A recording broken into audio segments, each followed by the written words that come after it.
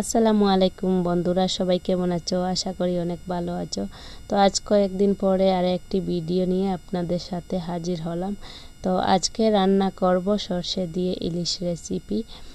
তো এখানে আমি অনেকগুলা টাটকা ইলিশ মাছ নিয়ে নিলাম, আর ওইটাকে আমি কাঁচা রান্না করব, ভেজে না। তো তাই আমি এখানে অনেকগুলা ইলিশ মাছ নিয়ে নিলাম, আর এখন চুলাতে একটি কড়াই বসিয়ে দিলাম, আর পরিমাণ মতো কিছু সরষের তেলও দিয়ে দিলাম। তেলটা একটু গরম হওয়ার পরে এখানে আমি আদা বাটা, রসুন বাটা, পেঁয়াজ বাটা সব কিছু একসাথে মিক্স করে বেটে নিয়েছি, ওইটাই গরম তেলের মধ্যে দিয়ে দিলাম। দিয়ে ভালো করে কষাতে হবে। রান্নার টেস্টটা যদি বাড়াতে হয় তাহলে তেলের মধ্যে মশলা দিয়ে ভালো করে কষিয়ে নেবেন, এতে দেখবেন রান্নার টেস্টটা দ্বিগুণ হয়ে যাবে। তো এখানে আমি একটু সময় নিয়ে ধৈর্য সহকারে ভালো করে কষিয়ে নেব। আর এই ফাঁকে দিয়ে দেব আমি গুঁড়া মশলা।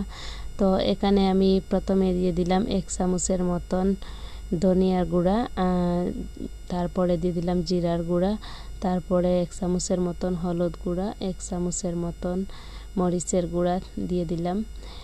যেহেতু আমি সর্ষে দিয়ে রান্না করছি তাই একটু কম দিয়েছি শুকনো লঙ্কার গুঁড়া। তো কাঁচামরিচ ব্যবহার করব। আর এখানে আমি দিয়ে দিলাম সর্ষে বাটা। সর্ষেটা আমি গ্রাইন্ডার করে নিয়েছিলাম, ওইটাও আমি ওই মশলার মধ্যে দিয়ে দিলাম, আর দিয়ে ভালো করে নাড়তে হবে। তো আমার মশলাটা একটু একটু নিচের দিকে লেগে যাচ্ছে, তাই আমি অল্প পরিমাণ দিয়ে দিলাম পানি, দিয়ে ভালো করে নাড়াচাড়া করব। তার ফাঁকে দিয়ে দেব 2-3টে কাঁচা লঙ্কা, ওইটা আপনাদের জাল অনুযায়ী দিয়ে দিবেন। আর এতক্ষণ ধৈর্য সহকারে যারা আমার ভিডিওটি দেখে থাকেন সবাইকে অসংখ্য অসংখ্য ধন্যবাদ। প্লিজ সাবস্ক্রাইব করবেন, পাশে থাকা বেল আইকনটি অন রাখবেন, আর প্লিজ একটি লাইক দিয়ে দিবেন। আর এখন আমি একটি বড় সাইজের টমেটো ওই রকম ছোটো করে কেটে তারপরে ওই মশলার মধ্যে দিয়ে দিলাম, দিয়ে একটু নাড়াচাড়া করে তারপরে এখন আমি সবগুলা মাছ দিয়ে দেব। এইভাবে এক টুকরো করে একটু সাজিয়ে সুন্দর করে আমি সবগুলা মাছ দিয়ে দিলাম। আর সাইড থেকে কিছু মশলা উঠিয়ে মাছের গায়ে লাগিয়ে দেব, কারণ বেশি নাড়াচাড়া করলে আবার ভেঙে যাবে। তো তাই একদম আস্তে করে নাড়তে হবে। আর চুলার আঁচটা কিন্তু মিডিয়ামে রাখতে হবে, তা না হলে আবার পুড়ে যাবে। তো এখন আমি ঢাকা দিয়ে 5 মিনিট রেখে দিয়ে দিছি, আর 5 মিনিট পর মাছ থেকে একটু জল বের হয়েছে। তো চাইলে আপনারা ওইভাবেই রাখতে পারেন। আর আমি এখন সবগুলা মাছ আস্তে আস্তে আবারও উল্টিয়ে দেব, কারণ দুনো সাইড সিদ্ধ হতে হবে।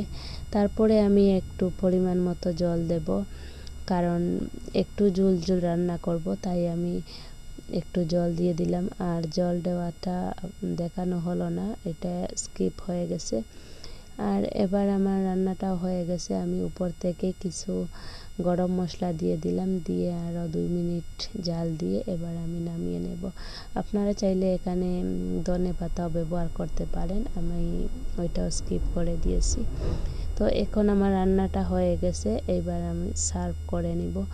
আপনারা চাইলে ওইভাবে বানিয়ে বাড়িতে সবাই সাথে মিলেমিশে খেতে পারেন। আর আমার আজকের রেসিপিটা কেমন হলো অবশ্যই কমেন্ট করে জানাবেন। যারা যারা আমার ভিডিওটি দেখেছেন সবাইকে আমার তরফ থেকে অনেক অনেক ধন্যবাদ। সবাই ভালো থাকেন, সুস্থ থাকেন। আর ওই রকম নতুন নতুন রেসিপি পেতে হলে আমার চ্যানেলটিকে সাবস্ক্রাইব করে পাশে থাকেন। ধন্যবাদ সবাইকে। আল্লাহ হাফিজ। আসসালামু আলাইকুম। Thank you for watching.